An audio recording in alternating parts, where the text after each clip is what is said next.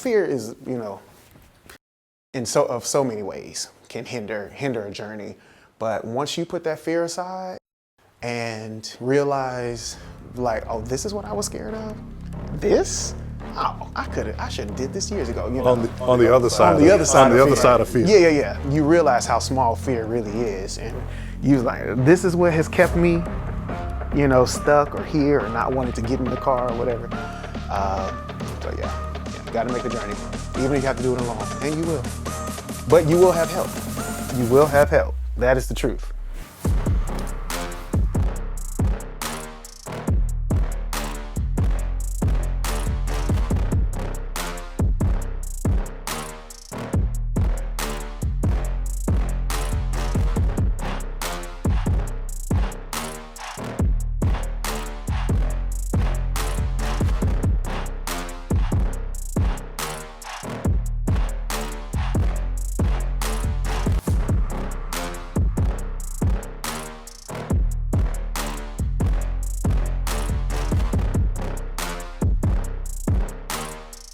Welcome to another episode of Musically Hitched. I'm your host, Zach Reynolds. We are here with someone who is definitely not a stranger to the Musically Hitched platform, and certainly is no stranger to the stage. We're here with a good friend, but most importantly, a gentleman who has literally made his life's work about remaining musically hitched. We're here with Desmond Sean Ellington. This is DSE 2.0 today.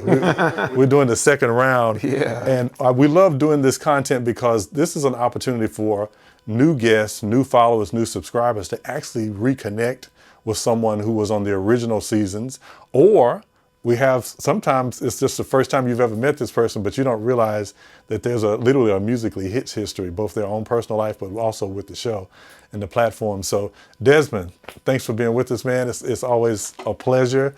We are here in... Reunited. And it feels so good. Feels so good. Yeah.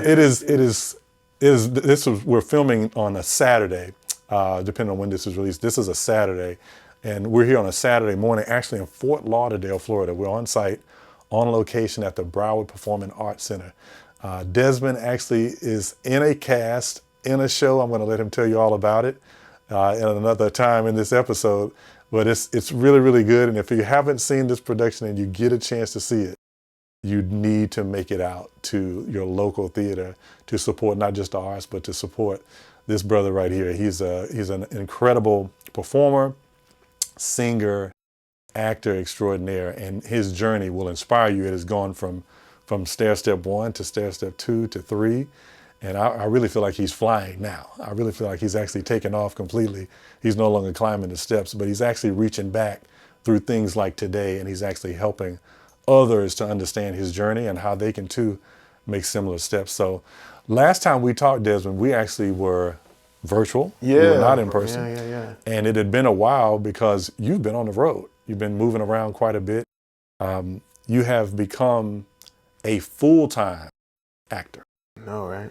You were already a full-time musician. Yeah. And you still are, because you still sing and are you still writing? Are you still writing and creating music? And when you have time, do you When I have time, yeah. Okay. Yeah. But the majority, the crux of your time now is It's spent on stage, and specifically, we're on tour. So you're on tour with Hell's Kitchen. Yeah. Which Alicia is Keys' Hell's Kitchen. This is the first national tour of the Broadway show that ran from 2024, and the show actually just ended a couple of months ago. On Broadway. So right now we're the only production of the show that's running now. So yes, come see the show if you want to see it. We're coming to a city near you for sure. Right, and if you're wondering about this ambiance behind me, we're actually I had the good fortune of being invited into the dressing room today. This doesn't happen every day, right? We have a principal actor in our midst, and he has his own spot, right? So there are goals, and then there are other types of goals, right? Hilarious. So Desmond has we'll just say he's made it, right? He's got his own room. You have your own space. Like when you were growing up, you had to share a room with a brother or sister. When you got your own room, y'all got the new house. Y'all know how that was. It was good to have your own space. So we're in Desmond's room right now. So you'll be able to see some of that content as well. Just stay tuned for more footage. But Desmond has basically just progressed. And so You talked about it a little bit earlier, but for those that don't know your journey, at least on the acting side, because if they want to know the full journey, you need to actually go back to episode 1 with Desmond. Go back and catch his original episode when we first talked. He talks a lot about his life story, his matriculation from Little Rock, Arkansas to Broadway, literally. So catch us up. If we pick up right where we left off, Desmond, how did we get here? Hamilton is where we were at the end of that episode. Yeah. How did we even get to Hell's Kitchen? Hamilton was this 5 year. I was with the show on tour for 5 years. From we opened in 2018 until I left in 2023, and that was, like I mentioned on the previous episode, was my first show really on this Broadway level. So I had so much to learn. And I knew that. I knew going into this experience, I'm like, yes, you are in Hamilton. Yes, it is the biggest show, blah, blah, blah. And that's great, that's wonderful. But you have a lot you got to learn. So you got to lock in. Yeah. And that's the posture that I took. Okay. Because, some people, get the opportunity and they let the opportunity cloud what the moment is.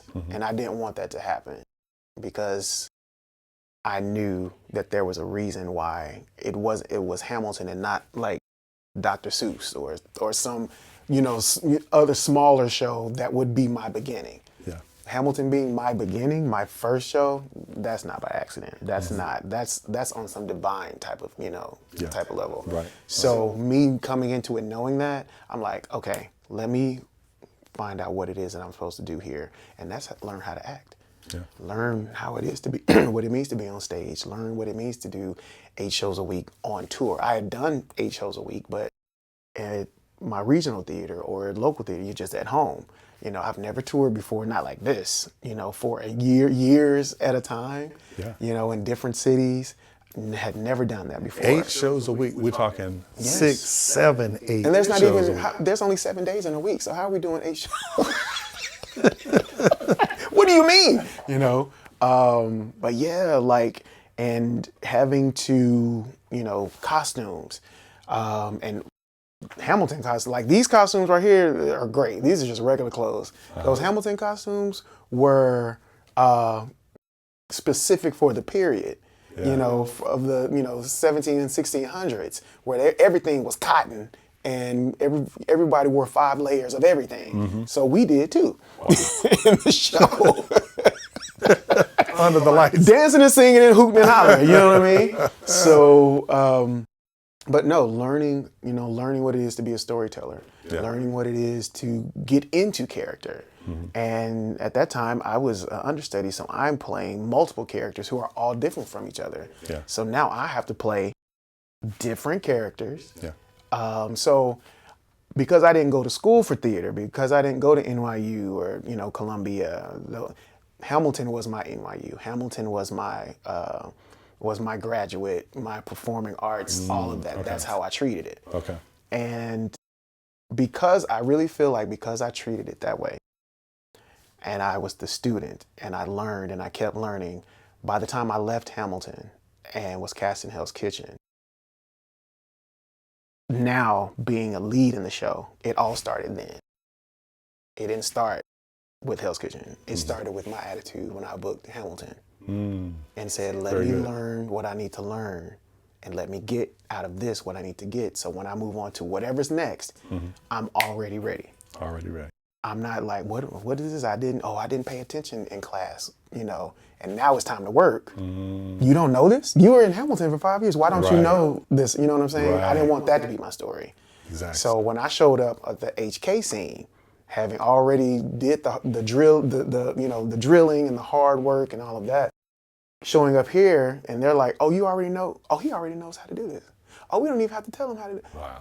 Okay, we see you. And I started in this show as an understudy. Really? Yes, I was an understudy. That was going to be one of my questions. So, but I didn't stay an understudy long. I was, you know what I'm saying? Because you studied. Because I studied. And so, yeah, when I started with Hell's Kitchen, I auditioned for when it was going up at the Public downtown, so the off-Broadway production of Hell's Kitchen. And I had just moved to New York, and I think probably within just a couple of weeks of me actually having moved to New York, Hell's Kitchen was one of the auditions that I had that my manager had lined up for me, and went in, and like the cast was already announced, like the playbill announcement had already gone out. Hell's Kitchen opening up at the Public, and I'm in auditioning. So they are looking for we need understudies. We need Right.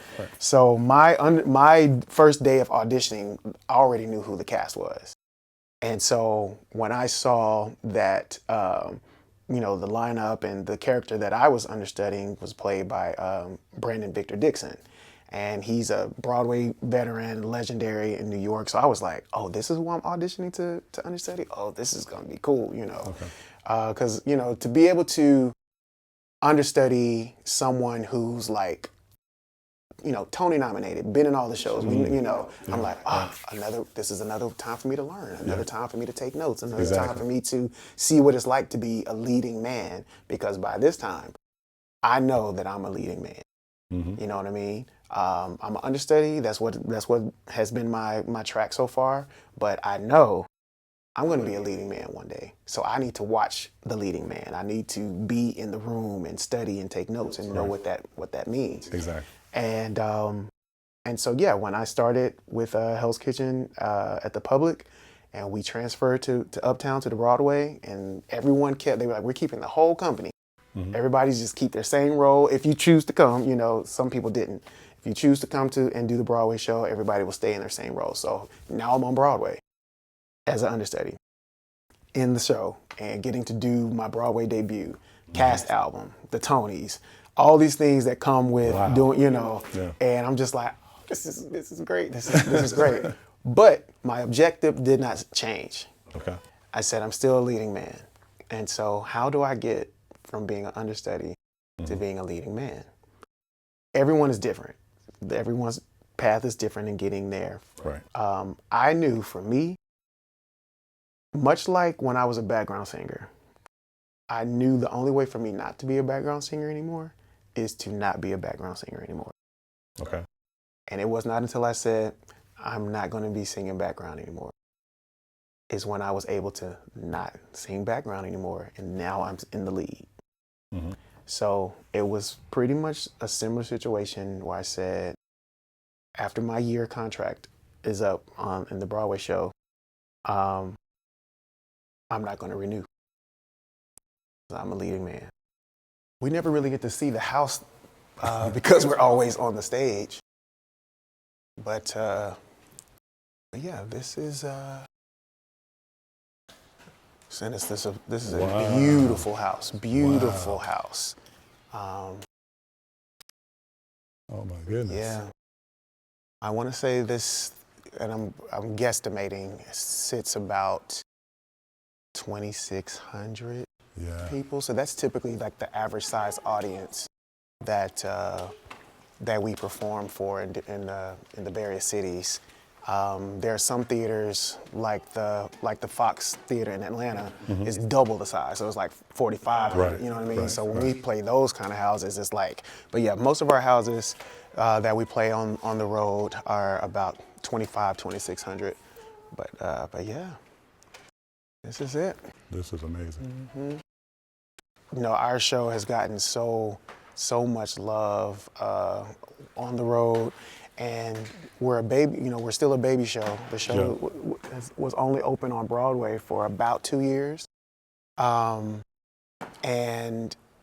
we're the first national tour. So this is the first time, if you haven't seen it in New York, this is the first time people are seeing the show and hearing of it. So it's one of those things where most of the people who come to see the show don't really know what it's about. So there's no preconceived ideas, or like we don't know what it's about. We just know Alicia Keys. That's all we know. The name of the show is Alicia Keys' Hell's Kitchen, and it's a new musical that she created along with our director Michael Greif, who is the legendary director of the musical Rent. Maybe some of you all may know that show. and a whole, entire creative team that took about 13 years of development before it went to stage. And it's loosely based on her experience growing up in Hell's Kitchen. Hell's Kitchen is a neighborhood in Manhattan that is still, if you're familiar with, Still exists. Still exists today. Very much so. And she grew up in this housing unit in Manhattan called Manhattan Plaza, which is a apartment complex that houses artists and musicians, actors, dancers, creators of all kinds that still exist today, and that people still live in today. And so this story centers around this character whose name is Allie, her 17th summer living in New York in the mid-90s. So already you kind of getting the vibe of what the show is, mid-90s New York City, which is crazy that this is considered a period piece. Because the 90s was like 30 years ago, which is crazy. Like, wait, the 90s were not 30 years ago. And you're like, yes, it was. You know what I mean? So for all intents and purposes, this is a period piece. So is Allie Alicia Keys' nickname? Was that her nickname? Or is no, Allie is just the name that is a homage to Alicia. Got it. Okay. But it's sing it.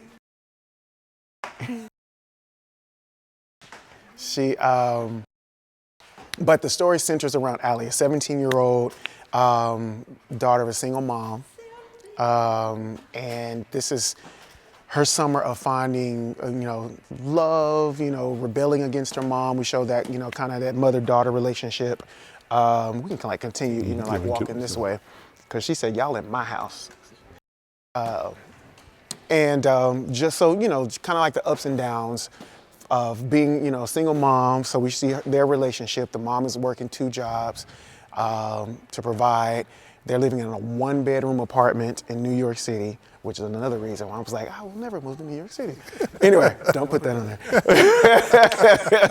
But you know what I'm saying? Like, because that's what I knew New York to be, living in a small situation, blah, blah, blah, and just figuring out, trying to make it.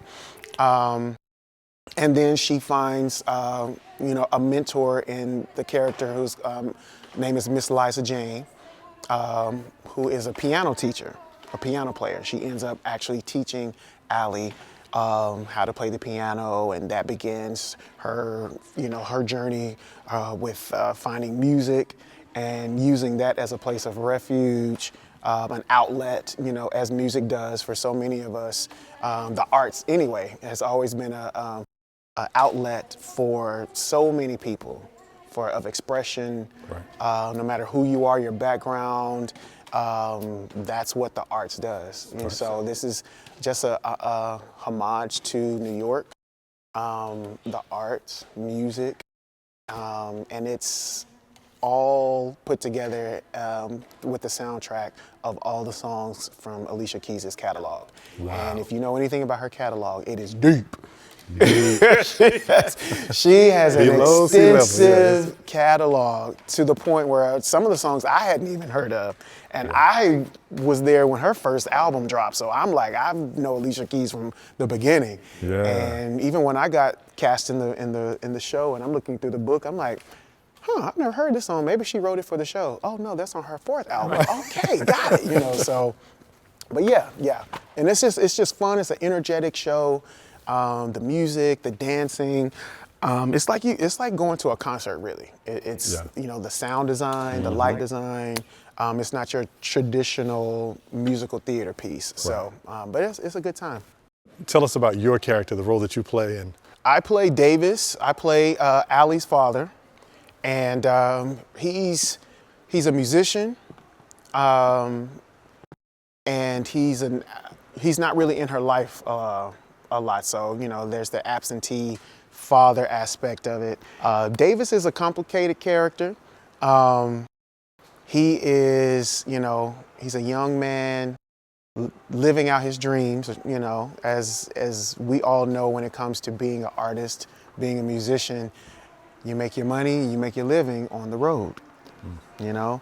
And you can talk to so many artists, so many musicians, especially, you know, starting out, how much they missed of their kids' upbringing because they had to be, you know, gigging, touring. Talk about it. You know, we know this Yes. life, you know what I'm saying? And we see that, and you know, and we see the effect that it has on this 17-year-old daughter not having that male figure, that father figure in the home, and how she has to navigate that and what that looks like for her, what that looks like for the mom not having the dad there and having to bear this all on her own. But yep, I get to perform two of the mega hits of Alicia Keys, more, you know, well-known, Fallen and If I Ain't Got You. But all the songs have been reimagined for the show. So they're not like the radio single, or, you know, what you would know the song to be. They've all been kind of like deconstructed, put back together, and made into this new arrangement, if you will. Right. Enough of it to where you're like, oh yeah, he's singing Fall, and then you're like, oh wait, oh they did a new, you know. So it's super cool. It's super cool. Yeah. So talk to me about Desmond. Let's go back down to your other character, which is your main character. So as you look at this stage in front of us right here, I want you to take us back to Little Rock, Arkansas. The Desmond of 30 years ago. 30 years. Did he see this stage in his future? Oh, for sure. So what is that version of Desmond Sean Ellington?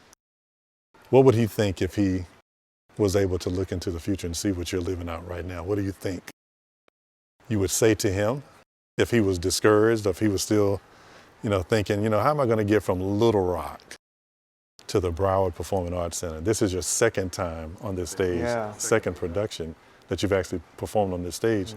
What would you say to that young man and to those that watch Musically Hitched that are, they're on their way? Let's just say that, they're on their way. That's the thing. You're on your way. You know what I'm saying? Yeah, that you're on your way. I think, you know, any journey that, you know, I'm talking about your physical journey. You're getting in a car and you are driving from point A to point B. You're not gonna get to point B like that. You know what I'm saying? We were just talking about living in Atlanta and having to drive the distance so far to get to, you know. Right. And the distance is not really that far. Right, yeah, you even look on like the GPS, you know, and it'll be like 7 miles. You'll be like, that's not bad, but it'll be like 52 minutes to get 7 miles. But you know, you have traffic, you have, you know, different things that you have to get through, navigate, exactly, to get to that destination. So I look at it like that. I look at it like getting in your car and you're like, I'm about to drive from LA to New York. You know what I'm saying? That's a long ride. That's a long journey. And the first thing you got to do is get in the car. Wow. You can have the car, you can have your bags packed, you can have the things that you need. And I always say everything that we need, we have. Whether it's in us, whether it's around us, you know, we have all the things. I believe that's what God has given all of us, are the things that we need to get there. We just got to get in the car. I knew I was going to be doing this. How and it was going to come to fruition, of course, that was beyond me. But I've known I was going to do this since I was very, very young. That was always very clear to me. So on my journey of getting here, I had to go through different chapters and phases and versions of this. Starting out singing in church. You know, I was on a stage every Sunday in front of an audience every Sunday. You know what I mean? So that's where it began. That's where I started honing those musical gifts. And then that turned into, you know, now I'm singing in like a choir or singing in singing groups, church groups. You know, we're going to put a group together. We're going to sing, you know. And now I'm learning to sing with other people and harmonize and blend. And that turned into singing background, singing. And now now I'm getting paid to do it. First, we was just going from church to church, city to city, of course. singing in the group or whatever. Now I'm getting paid to sing and background for different artists, and now I'm traveling, now I'm touring, singing with artists that I listened to their music growing up and watched their videos. These are legendary artists. Yes, you know what I'm saying? Hall of Fame, exactly. And then that turns into, hey, you have a nice voice. There's the Christmas, they're doing a Christmas show at the local theater. You should go audition. They're looking for ensemble singers. Oh, okay, sure. So everything just kind of, led into another thing, on this journey to, getting here. And so, yeah, that's what I would say. Like, keep going. Keep going. You know where you're going. Again, like I said, we going from LA to New York. So I know the destination. Yeah. You know what I mean? If you get in the car, you know where you're going.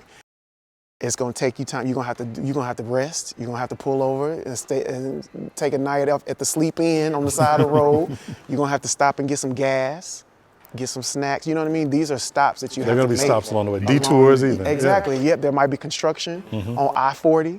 So you might have to go down and get on 55 for a while, you know what I'm saying? Right. So, but the destination did not change just because of the detours. Talk about it. Talk about it. That'll preach. Yes. The destination did not change, you know what I'm saying? And before you know it, you'll start seeing that Manhattan skyline in the distance. You're like, oh, I'm almost there. And you'll look up and you're there. So, yeah.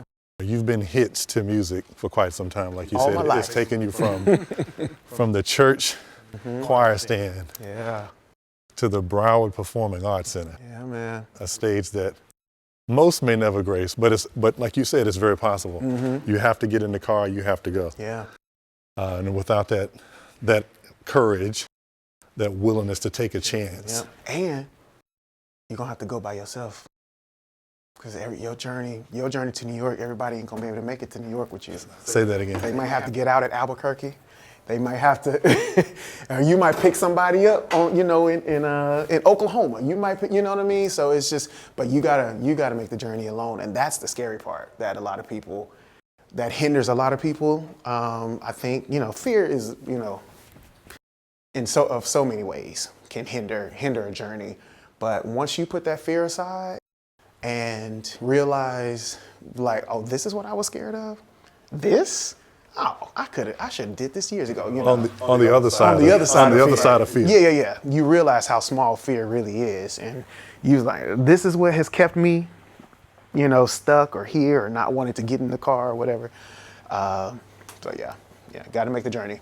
Even if you have to do it alone, and you will. But you will have help. You will have help. That is the truth. Tell all your friends and family, don't miss an episode. And don't forget to rate and review and subscribe. Each life has a soundtrack. Our stories are the lyrics. This is Musically Hitched.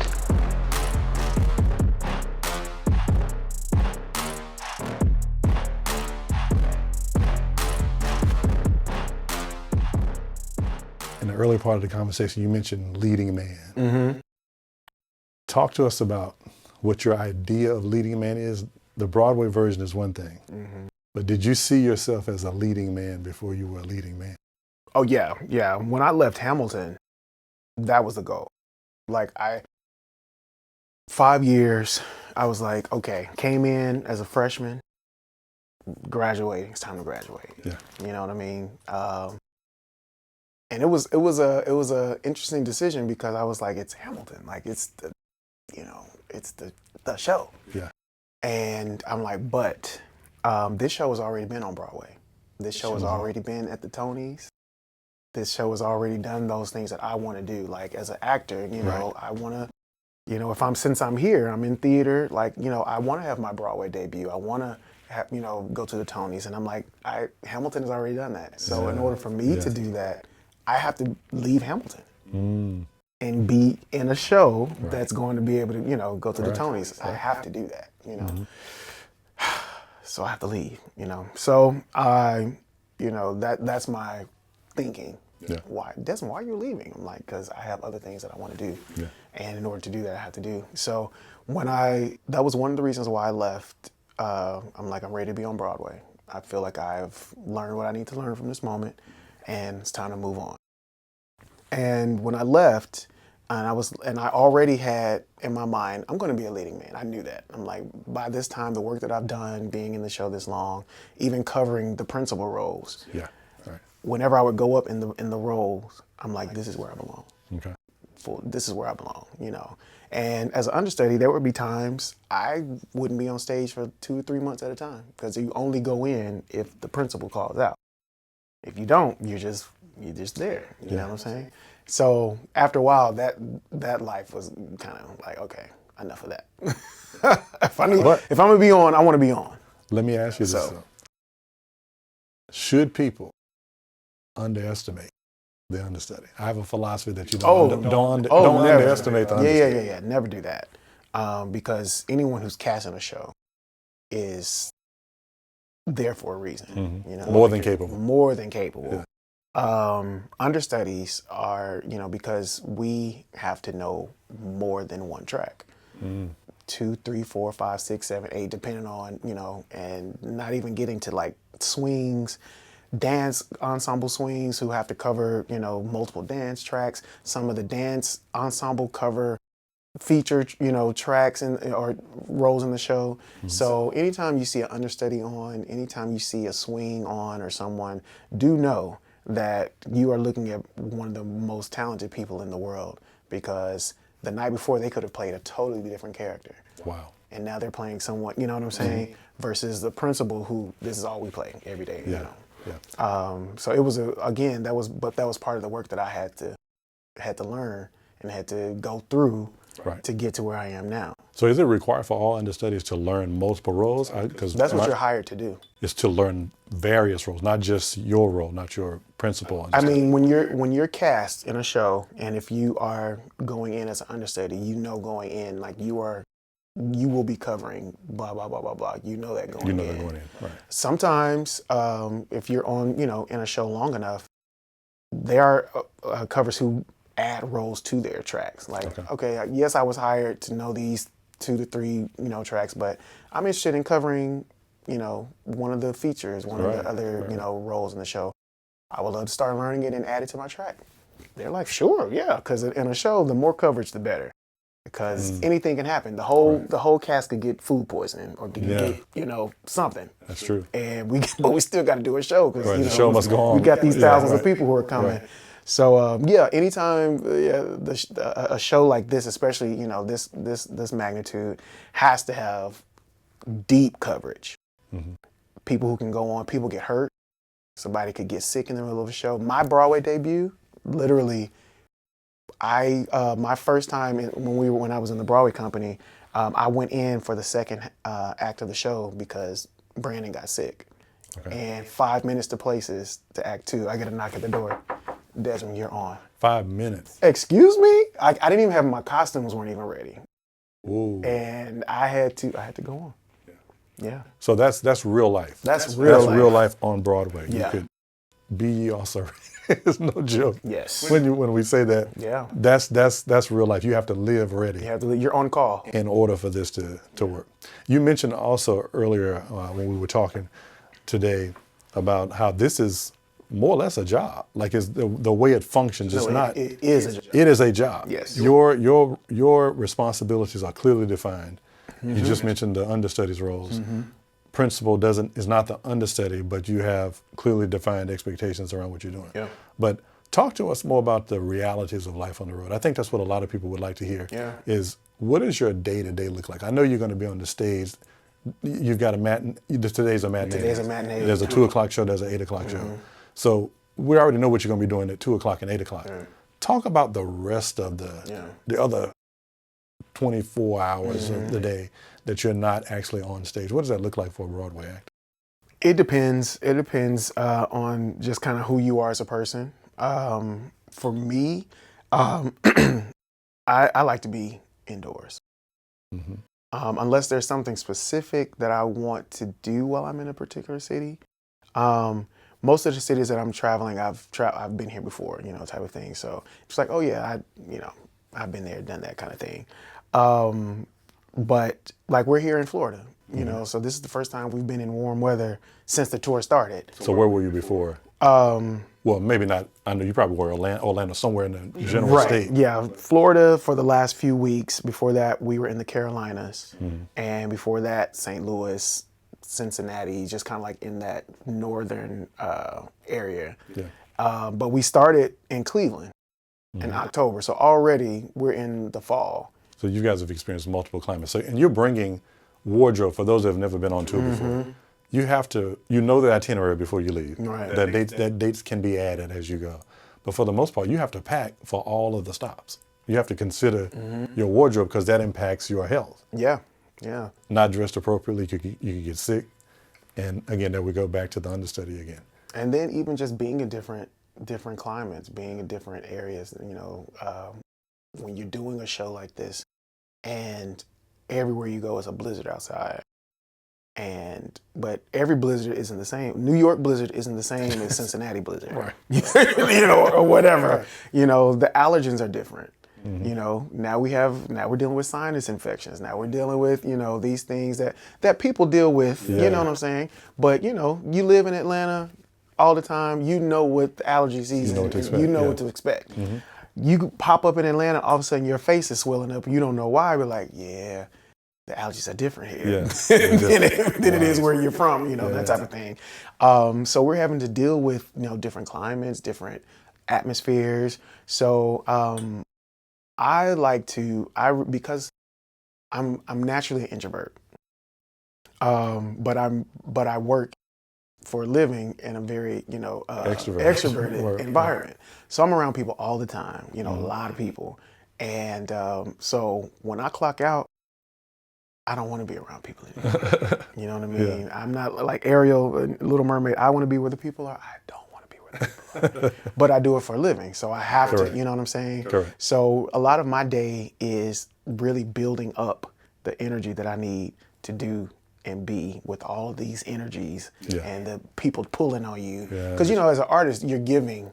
You are. You really are giving of yourself. Yeah. Musician, as a musician, that's just who we are as creators. That's what we were meant to do. That's what you're supposed to do. Is to give to the world. Right. Healing, hope, all those things. And I make it a point to tell people that because we as artists, because we as creatives, that is our mantle, that is our duty. So because we already know this, it shouldn't be a surprise that that's what you're here to do. Let's just get that out of the way. So you got to make sure that your cup is full, whatever that looks like. So what you are giving to the masses is from your overflow. That's what I say. Nice. So if your cup is empty and you have no more, and you see artists burn out, you see artists who end up, we know these stories, you know what I'm saying? Because they've been giving until their cup is empty. Yeah. And your cup has to stay full. And the overflow is what you give out to, That's my take on it. So I'm going to be in a book somewhere. I'm going to be, I love, keeping my body healthy. That's the main. That's going to be my question. This is how you keep your cup full. Okay. I'm all about self-care, whether that's, a massage somewhere or, going down to the beach.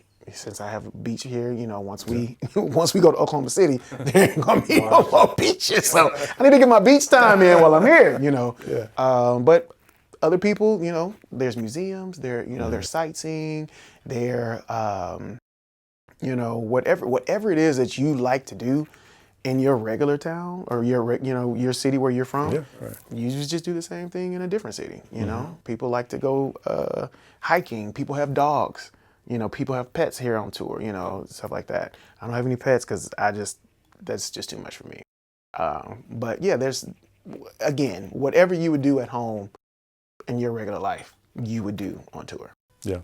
What would you say are some of the biggest differences being a Broadway actor, Broadway in New York, Broadway actor, Broadway on the road? What are some of the things I'm assuming that you use the same energy, the same approach, right, in every show, no matter what it is. But what are some of the distinct differences other than just geography? Does New York have a different energy than any other place? New York on a regular day is not a day in Wichita. Yeah, exactly. So, But the only difference doing a show on Broadway or doing a Broadway show on tour really is geography. Okay. It's the same show. Our set is going to be just a little different than what you would see at the Broadway house, because our set has to move. Like our set has to move every time we move. Every time. Versus the set is at the house. Right. And it's just Right. part of the theater. So there are some elements that we weren't able to bring on the road because of logistics. Every theater is a different size. Some are smaller, some stages are smaller, but we still have to fit our stage in these different houses. And our amazing crew, they I don't know how they figure it out, but they do. And by the time we arrive, this stage right here is now set up in the one that's in Tampa, where we'll be next week type of thing. So there are a few elements that, we will have to do without, but we build the show around what we have and what we do. But ultimately it's really the same. Yeah. Okay. And I also want to say to the people who are listening, please. because people do like to say, or put this kind of comparison between a touring company and the Broadway company. It's the same. It's the same. Yeah, either can. And it's not like, oh, I saw the Broadway company, so I'm going to go see. It's Well, that's what I was That's getting what at. people like to do, but people put that on themselves to make them feel a certain type of way. Okay. But there's no difference. It's not like this is the C team. And trust If me. you wanna We be were on- all cast in New York. Exactly. Broadway and touring companies are all cast out of New York. Okay. New York actors or people from, people come to New York to audition. We're all cast out, and people are put in the places, where they need to be. But yeah. So how grateful are you? Take a moment of reflection here. We talked when we went to the stage area. We talked about the younger Desmond. You're still a young man now, but there was a 5-year-old version of you, a 10-year-old version of you, right? How grateful are you that you have remained musically hitched? Oh man, that is, that's what got me here, and the music of it all. Even before I was talking, I was singing along to the radio. So it was written before I even got here that this is what I was going to be doing. But music, man, music is just to be able to be part of something so vast, this entity, this force that, transcends language, that transcends ethnicity, that transcends generations, that transcends time. You know what I'm saying? To be a part of that, what an honor. Yeah. You know what I mean? Because there are people who are like, I can't sing a note. I don't have one musical bone in my body. And I'm just like, bless your heart. I'm so glad that's not my story. Right? You know what I mean? Because I can't imagine So I'm grateful that I was chosen to be, part of this musical, creative space that everyone can't say that, that they are, and that it was natural, like it was gifted to me. Like I didn't ask for it. Right. I didn't figure it out. Like I came into the world and this was what was given to me. So I'm super grateful for that. That has allowed me to do what it is that I'm doing now. Yeah. So in essence, it's a gift. I say a gift for a gift. Yeah. You've been given, you have to give it away. I have to give it away. And there's something interesting, Desmond, about when you don't use your gift, you experience frustration. There is something, because it was made to be given away, as you said. And we want to be clear on this show. We talk about how to make a living from music as well. That's a very specific purpose behind the show and mission. Giving away doesn't mean prostituting. It doesn't mean doing it for free and being taken advantage of. Yeah. We're talking about the essence of it was given to you. There's a responsibility that comes with releasing. And there's art that's given to you. It's almost like we have like a reservoir that just keeps building. And the only way it can keep building is that we let it out. You have to let it out. We have to. So this is like a fountain for you. Yeah. A faucet, if you will. Like this stage, this tour but one day it will end and something else will come along. The gift doesn't depart from you. For sure. The scenery may change, but the gift remains the same. So to those that are watching that are trying to figure out how, there's some people that may be on the fence, right? They may be pursuing being a Broadway actor, actress. They may have been at it for years, right? They may feel like they've dotted all the I's, crossed all the T's, and it just hasn't happened yet. What encouragement would you give to someone who is now where you were? And on this side of it, it's not just it's no longer a dream. We are really in your dressing room. There's really a stage that we just went out there and filmed. Yeah. You're really going to do a show. We've got to wrap up soon. You got to do a show at 2:00. Right. You are there now, but at one point in your life, you weren't, right? So how does that person, we talked about, you got to get in the car to go earlier, right? How does that person keep finding the energy to go to the gas station, right? You gotta take breaks. You do have to take breaks on this journey, just like you would. You can't drive from New York or to LA or vice versa nonstop. It's just not possible.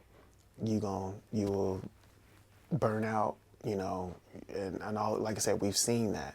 There have been times on my journey of figuring it out, what the next step is, where I was like, I don't want to do this anymore because it's frustrating, And I would take a break. I would go work a job or do something else that wasn't that, just to take a break, physically, mentally, a break. Because when you are always trying to figure out where that next check is coming from, that's a mental. That's stressful. Stressful. You know what I mean? And we all know what stress does. There's been times where I'm like, listen, I just need to know for this next 6 months, 8 months, I have a check coming in. There you go. Right. So I'm gonna go clock in. I'm gonna go, whatever that looks like. Right. And before you know it, something will happen. Like, hey, there's this artist or there's something that's happening for the next 3 months and they want you, and you be like, you know what? Let me go back out here, let me go give again. Yeah. It takes that. Yeah. You know what I'm saying? Right. And before you know it, you'll start finding a stride. You'll start finding like one thing will start leading to another. And that's really, in the most cases, how it happens. For some people, they'll graduate, go to school, whatever, and they'll audition at a showcase. An agent will pick them up, and the agent will get them, and it's like boom, boom, boom, boom, boom. Yeah. That's not everybody. The logical, all the steps, right? The Google steps. Everybody's but that's few. That's a few people who, when you say dot the I's and cross the T's, everybody else's journey is, and you got to understand and be okay with that. That your journey doesn't look like this person's journey or whatnot. As long as you have a destination in mind, your destination is in mind, and you keep that, knowing that you might have to go this way, you might have to go that way.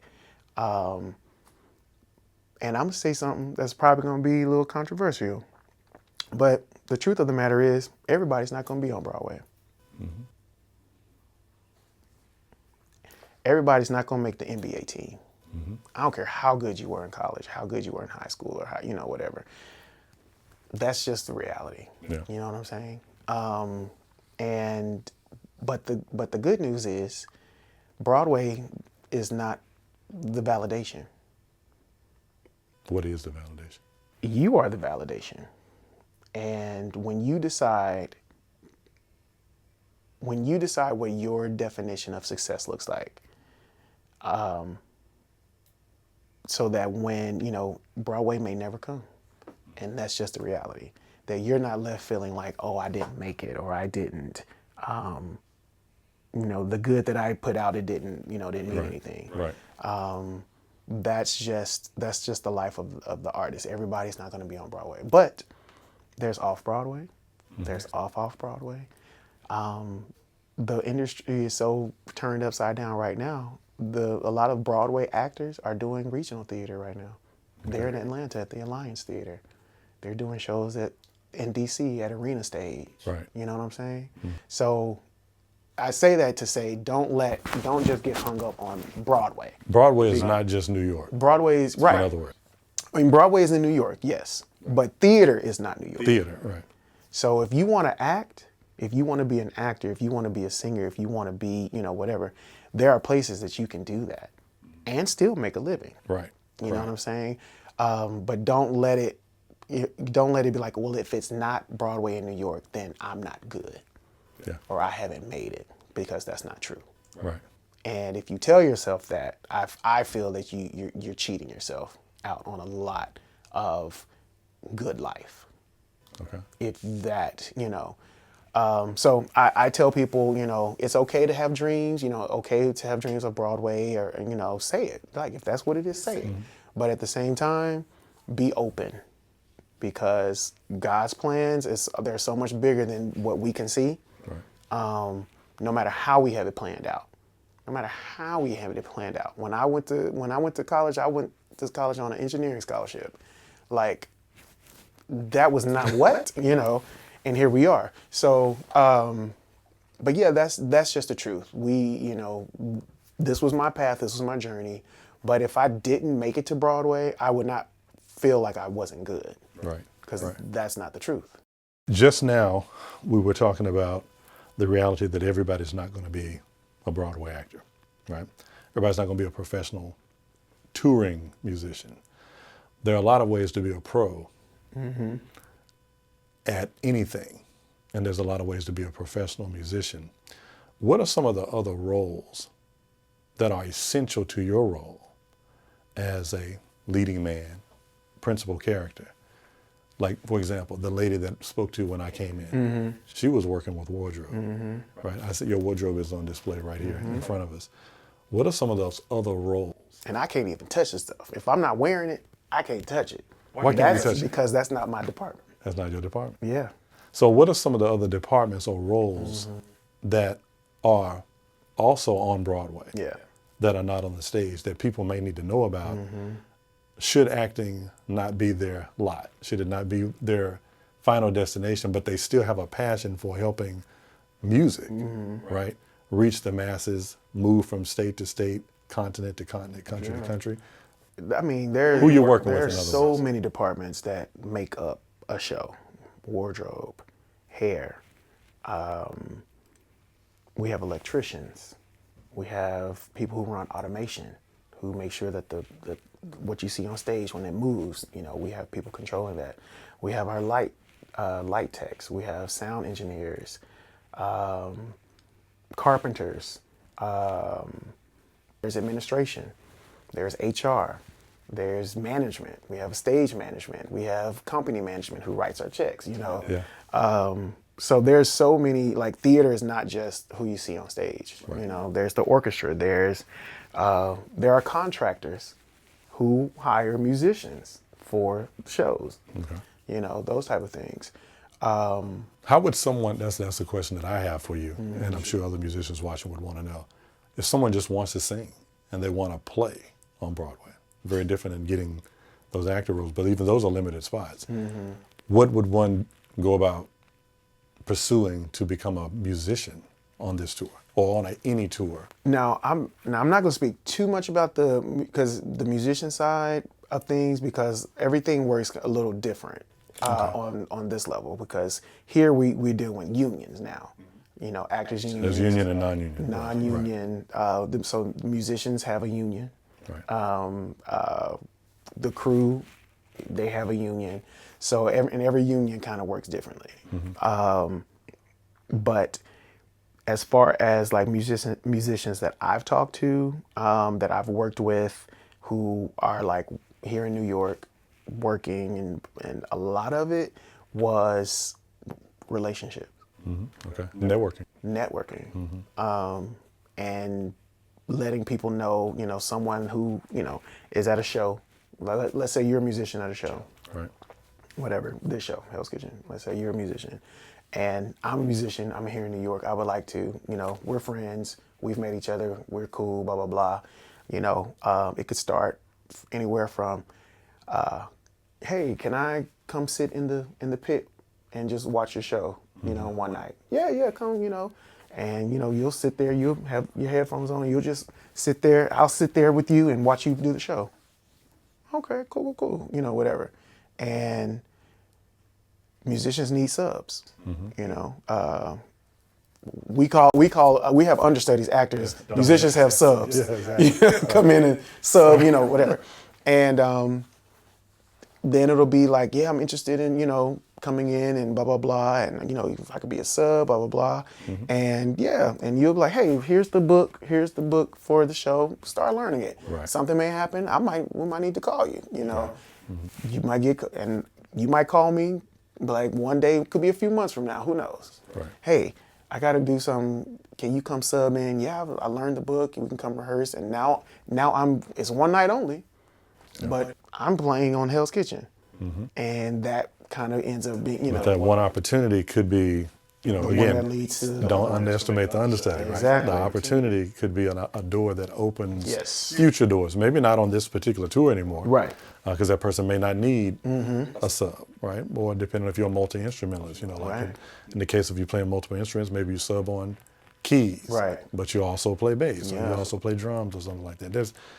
If you let people know what you do, right, while you have the opportunity, while you have the ear, you never know what door may open in the future. But it may not be everybody's strategy, Right. but that's a strategy, a way to get to maybe sometimes people think they want to do things and they don't even know the weight of that responsibility. That's happened too. People have gotten here. People have gotten to, you know, Broadway or have gotten to a certain level, something that they were wanting to do, and got in it and said, oh yeah, no.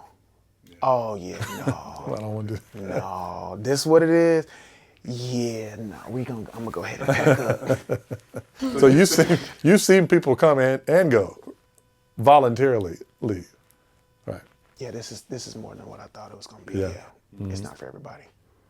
It's not for everybody, because it's crazy. It's crazy, as we all know. This industry is crazy.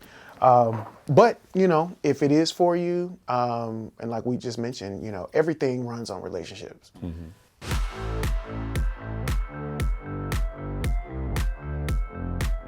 We headed to the box office to grab our tickets. The capacity crowd was already starting to fill up the theater. Cars everywhere. There's a buzz in the air.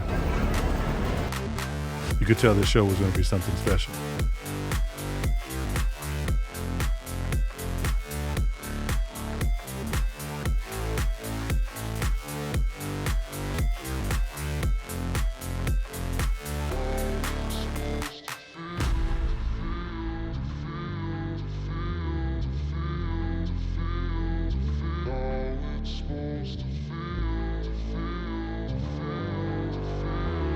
I'm here with Desmond. I don't know if you guys can see the lighting is this way. There we go.